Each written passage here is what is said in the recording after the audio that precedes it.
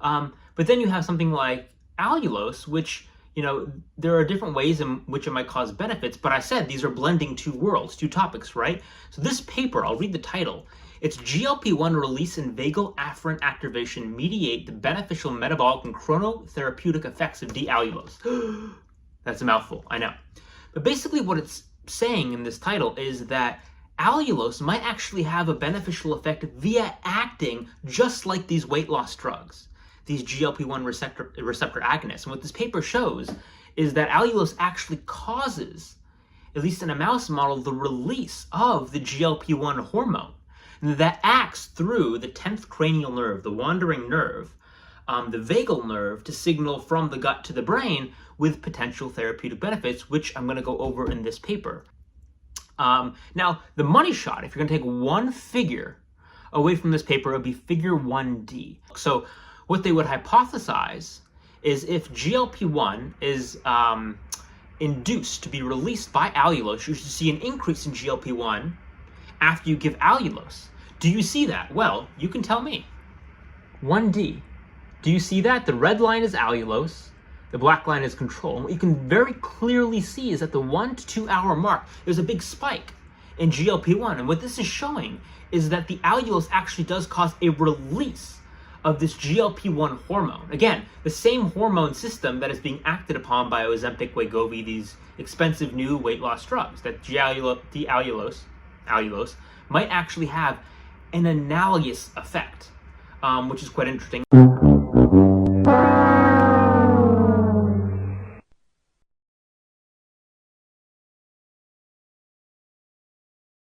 I'm going to point out a couple of other things here, and that is, yes, fructose binds to, well, there's a couple of places where this GLUT5, so I'm going to circle this GLUT5, oh, let's try to get a different color there.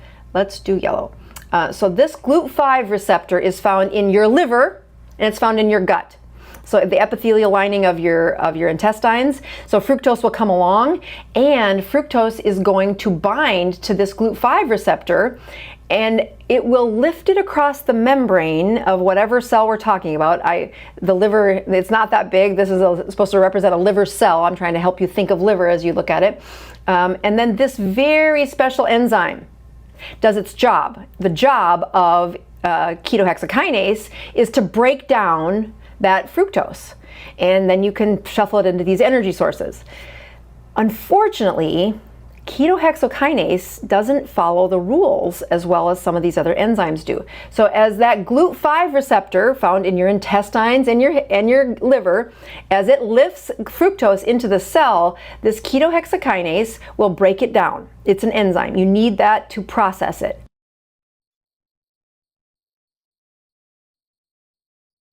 Explain that. How does that fit into what you've just said? So it's super similar. They look very similar, but oh, do they act differently? So let's take a look at allulose. So I got distracted into the world of allulose. I want to make sure my notes I can see to say. When I slowed down, I started reading, and my allulose curiosity was, well, it was in my list, but I didn't realize how high it turned out on my list until I saw, my gosh, there's several properties of allulose that maybe I knew this at one point, but I can't remember that. I just didn't, maybe. Allulose, well, it binds to that GLUT5 receptor, just like its evil twin fructose. When it binds to GLUT5, it just stays there. It doesn't actually get metabolized. It just, well, it goes into the cell, but it passes through the body as allulose at the tongue and allulose at the bum, or at the, it's in your urine. Allulose from one end to the next. It is unmetabolized. So just like that mouse study, fructose can go in one end and come out the other unmetabolized. Allulose does that. So there's a couple of things. What is the bind to that GLUT5 receptor?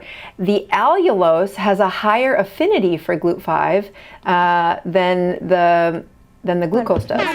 So the fructose does. So when fructose comes along, if you've got allulose in the parking spot, the fructose says, I want in, and it can't get in if allulose is there, right? All right, so that's curious. So a couple of the things that allulose is known for, that it also, like fructose, cannot cross the blood-brain barrier. It is, there are GLUT5 receptors that it can get into the circulation in the gut lining, just like fructose, and in the liver. It also is, it has, it has calories in it, but it goes, it's going to be one of these theories where you say, yes, we can find caloric density in the molecule, but our body passes it out unobstructed. And not like some of the other alcohol sugars where they never get absorbed. They just trash your gut biome. That's not how this works. This goes into your body, and it has a mimicking effect with some other hormones. It's different because it's low calorie, and it seems to have benefits on metabolic disorders. So the effect on glucose is extremely evident, and everyone at this sitting here has tried it on themselves with CGMs and so forth, and it's very, very consistent, and also in the literature it's consistent. And what it does is it stimulates GLP-1, and GLP-1 brings glucose down. So if you take a standard meal, and Andrew did this, you'll get this rise in postprandial glucose, but if you take an allulose with the meal, you block that postprandial rise in glucose. And that's really significant. The other thing is, if you take allulose with sugar, for example, there was a study done where they gave 30 grams of sucrose to people, that's a fair amount of sugar, with or without 15 grams of allulose, and the allulose blocked the glucose rise following ingestion by like 50%. It was very dramatic. And part of that is because it's moving the glucose into the liver and preventing the rise, but allulose, because it's like fructose, it actually competes with fructose for absorption. So if you take allulose with fructose, you can actually reduce the amount of fructose absorbed, and it actually blocks glucose absorption through a different transporter. So it reduces the amount of carbs you actually absorb, plus it prevents the glucose rise. So in my mind, it will, that should block the insulin stimulation, but it also reduces the amount of fructose that should be made as well. One possible, the fact that it can increase glucose uptake in the liver, the question, can it lead to an enlarged liver?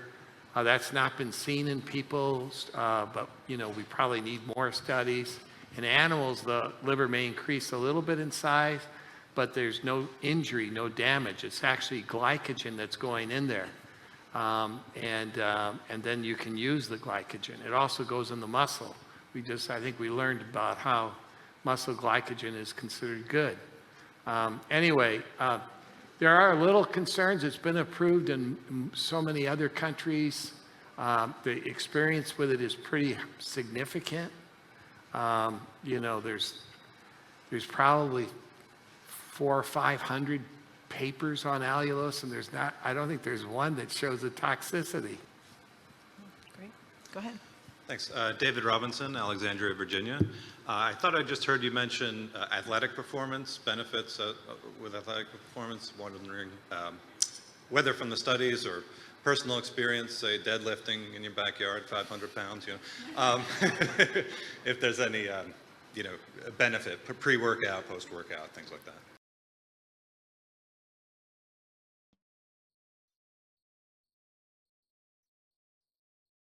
But is there an optimal level of weight that a human being should be able to maintain, perhaps?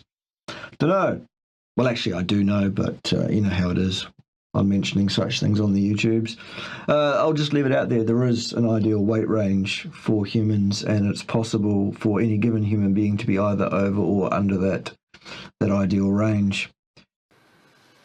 Well, there's definitely no negative benefit that I've seen. And I think, if anything, I don't know, I feel better, like when maybe because of the blood glucose stabilization, but there is an animal study looking at endurance showing a favorable increase in endurance with allulose. So I don't think that has been followed up with a human study yet, though. But animal data is kind of compelling in the direction of favorable benefits in endurance. That's right. Not deadlifting, no, not in the animals. Thanks. Great. Come on up to the mic. Jim Carew, family practice from Kalamazoo, Michigan. This has been totally interesting and enlightening. I really was totally unfamiliar with all this on allulose, even though I've been taking some allulose, I think since the last conference a couple of years ago. So this is a question about products and sources. I'm taking a product called Keto Sweet by Steviva brand. So it's got some allulose, monk fruit, stevia in it. And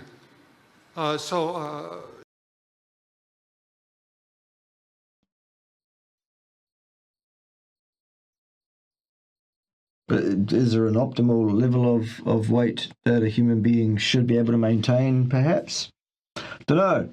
Well, actually, I do know, but you know how it is. I'm mentioning such things on the YouTubes. I'll just leave it out there. There is an ideal weight range for humans, and it's possible for any given human being to be either over or under that ideal range. And I think you'll find that if you look at people that eat nothing but plants, you'll find that almost universally they fall on the underweight side of that range. Okay? That's almost as if they're destitute of some kind of major macronutrient or something, as well as a whole bunch of micronutrients as well, perhaps.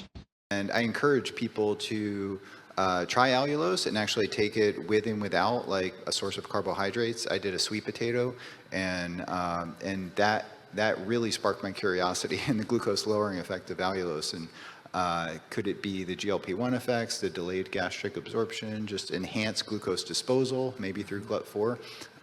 But I think it is, it tops the list as a glucose lowering, postprandial glucose lowering agent. Yep. I'm missing one that's actually my favorite, and that is called allulose. What is allulose? Allulose is actually a true sugar, but it's a sugar that has not only no calories, it's the first sweetener that's been approved by the FDA for having prebiotic properties. And there's good human data that using allulose in, for instance, a cup of coffee lowers your blood sugar. And there's some very good studies in humans and animals that allulose makes you lose weight. Why? Because it changes your gut microbiome to a more friendly gut microbiome. So right now, the only superfood that I have on my list is allulose. I use allulose every day to feed my gut buddies what they're interested in. Allulose is a true sugar, and it was first actually discovered in figs. And that is my gut instinct. So if you enjoyed this episode of Gut Instincts, don't forget to subscribe and hit that like button. Let me know in the comments which food we should rank next. Remember, eat smart, feel great. I'm Dr. Gundry, and I'll see you in the next video.